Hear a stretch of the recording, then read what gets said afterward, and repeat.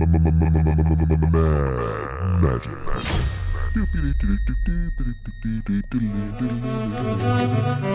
Hello, my magic gods. It's Mono and Thallid again, back here with another episode of Mad Magic, all things finance and Mad Magic. We got our one to buy and one to sell today, and we've got some really exciting stuff. Put on your suit and tie. We're going to be going over some quarterly results from Hasbro and trying to read between the lines. Thallid, how you doing? I am currently living the dream and working way more overtime than I would like to be. How are you doing? I'm doing great. I got laid for the first time in 6 years and 3 months, and it was everything I thought it could be. How is my mom, by the way? So she's pretty good. She doesn't think you call enough, and it's the holidays time, so do better. Do better. I'll try. Yeah. Okay. All right.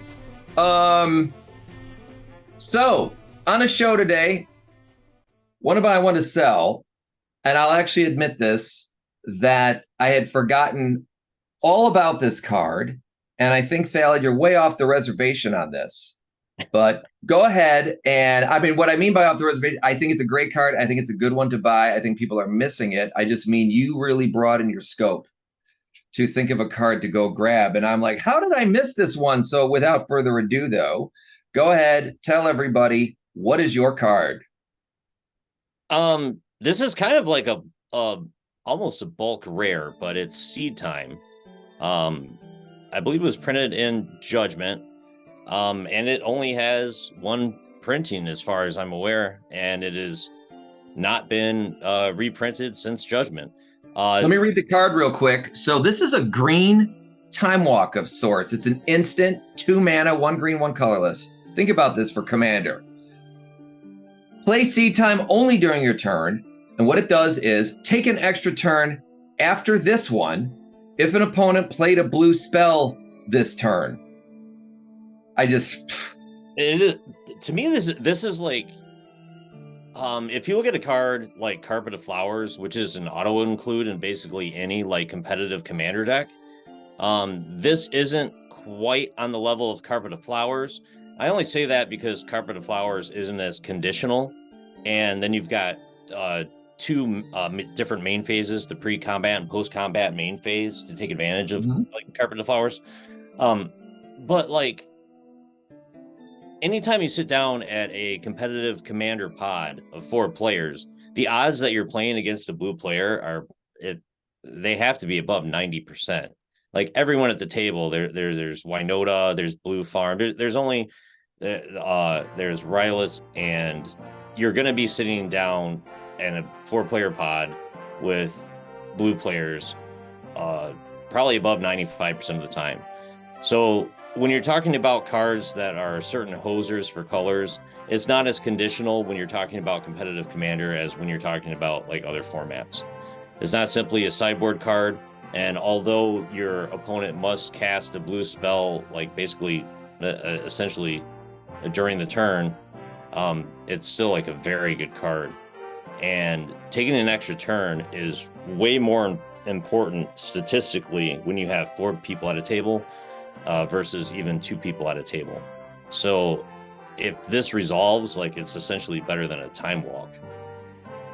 With the amount of Commander I play, I mean, blue is there all the time, and it's not even, you don't have to even play a solo blue deck. I mean, there's just certain blue cards that, if at all possible, I mean, it's really painful to not put them in. And yes, there are plenty of monocolored decks and things that don't use blue in Commander, but you're at a 4-person or 5 or 6, although I find 6-player Commander to be kind of hell on earth. But it just seems out of 100 cards, there's plenty of reasons, and to design your deck where you can maybe have some throwaway cards and stuff like that, why not? Yeah, anything that hoses blue is like pretty decent. Almost any deck that plays red either plays Pyroblast and Red Elemental Blast in competitive Commander, one or the other, both. So a card like this, I think it could see some play. I think it'd be a great card. Showed MTG stocks up a little before. High, of course, back in the May 2021-ish was about $25. Now it's at about down to 10. And I'll say that before the show, as I'm now doing. Sorry, everybody. I believe in Thallid's picks. I picked one up on eBay for $3.25. We're like a buck shipping. So $4.25, right? You got to imagine if you're playing Commander at all, at least one to have, much less one to buy, right? All right. Yeah, one to keep in your binder. What is our one to get rid of? Today, my pick for a card to sell is going to be Shadow Spear. It's got a reprint coming up in the Tomb Raider Secret Lair, and it's pretty evident why. Like, it's just a supply and demand thing. Anytime that you can very easily like purchase a card, you got a card that's like selling for, I believe it's sold for, it went as high as like 25, 30 bucks or so. I think right now, like on TCG Player, you can pick copies up for around like a near mint copy for about 18 bucks. And yeah, let me read what this guy does here real quick. So this is just an artifact that's 1 mana, 1 colorless, of course, legendary. Equipped creature gets +1/+1 and has trample and lifelink, and it's only 1 to equip. So already that's like kind of cool. But then here's the big one. For 1 mana without tapping this thing, permanents your opponent's, plural, control, lose hexproof and indestructible until the end of turn. And the equipment cost is actually 2 to get it on there, but it's 1 to play its special ability. So what we have this is an interesting graph from MTG Stocks again.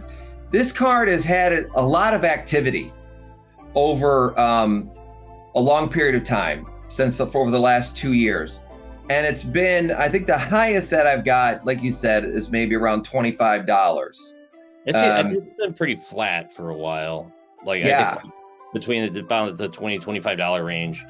And like, it just has that one printing, except for it was actually on the list so it's in set booster packs, but it's really hard to get anything on the list. That hardly impacts the price of cards, depending on. What I would attribute this to, of while it's being relatively flat, is I think the card is very good, and it's just obviously very good, and it's been obviously very good for a long time, right? And so there's just sort of been this constant demand. So we haven't seen much of a slump beyond a few dollars either way. But look, if they're reprinting this thing, you're right. It's probably go right down to $10. 5 to 8 is probably a good entry point if you're looking to get back into the card. And now our main topic tonight is, at the end of October-ish, Hasbro, it was like the 23rd or 26th, some 24th, they put out their quarter 3 Q3 financial earnings, which normally to me would be like, oh God, who cares? A cure for insomnia, right? But I think this is important that we start to track this, and we're only talking about this for a few minutes, okay? But I think it's good to see what is going on. So Hasbro has seen a overall 10% decline in revenue. All right. However, a 40% increase in Wizards of the Coast and their digital realms, as they would say. So, all right. So what exactly does that mean? All right. So I'll show you a picture here. And look, we love to go negative on the show, but when it's not negative, it's not negative. Wizards of the Coast is propping up Hasbro. And we'll talk about that in a minute, about like even should have maybe more due diligence, right? So we have year to date, $1 billion, and same year to date at this time was 986. So it is increasing. But here we go. This quarter was 423.6, but the previous quarter was 303. So that's the 40% increase. Now in the digital area, Monopoly Go is one that they keep pointing to. So we always joke about Monopoly money, but apparently people are spending real money on Monopoly Go. But Fallad, what is the reason for a 40% increase, not of Magic the Gathering, but of Wizards of the Coast? Everybody knows the real reason for their success this quarter was Baldur's Gate 3.